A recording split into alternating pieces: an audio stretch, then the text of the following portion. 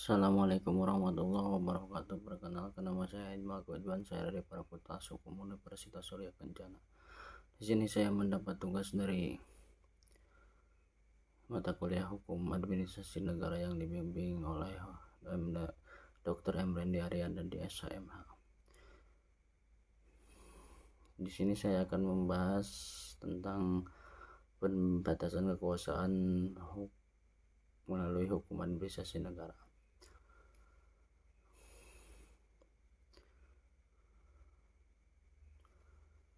Di antaranya yaitu pendahuluan menurut MCI kekuasaan tampil melalui wujud multibentuk maupun dari kedualistisan eksistensi kekuasaan itu sendiri. Yang kedua, kekuasaan adalah fungsional demi atau bagi tingkat kesejahteraan hidup dari masing-masing individu dan negara sendiri. Cara dan sarana untuk mengawasi dan membatasi kekuasaan diantaranya: satu, moralitas atau religius; yang kedua, etika; yang ketiga, hukum menurut sanksi konkret.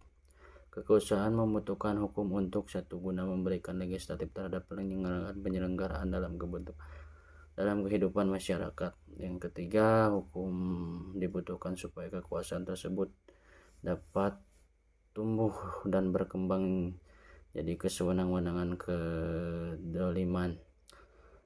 Bagian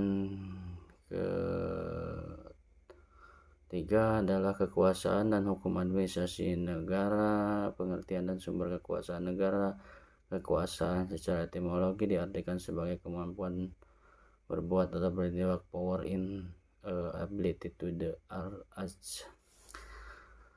Menurut Kamus Hukum, kekuasaan diartikan suatu kemampuan yang terdapat dalam hubungan antar manusia. Sumber kekuasaan meliputi kekuasaan, kekerasan fisik, kedudukan atau jabatan, kekayaan, kepercayaan atau keahlian. Juga ada 5 paham kedaulatan, diantaranya paham kedaulatan Tuhan, ke-1, yang kedua juga paham kedaulatan raja, yang ketiga paham kedaulatan negara, yang keempat paham kedaulatan rakyat, dan yang kelima paham kedaulatan hukum. Juga ada penyelenggaraan pemerintah. Milian Budirjo, konsep welfare state atau social service state, yaitu negara yang pemerintahnya bertanggung jawab penuh untuk memenuhi berbagai kebutuhan dasar sosial dan ekonomi dari setiap warganya agar mencapai suatu standar hidup yang minimal. Juga ada pembatasan kekuasaan penyelenggaraan pemerintahan, yaitu argumentasi teoritis maupun praktis yang menegakkan suatu kekuasaan cenderung diselewengkan, apalagi jika kekuasaan itu sedemikian luas dimiliki, maka sudah tentu dibutuhkan upaya pembatasan terhadapnya.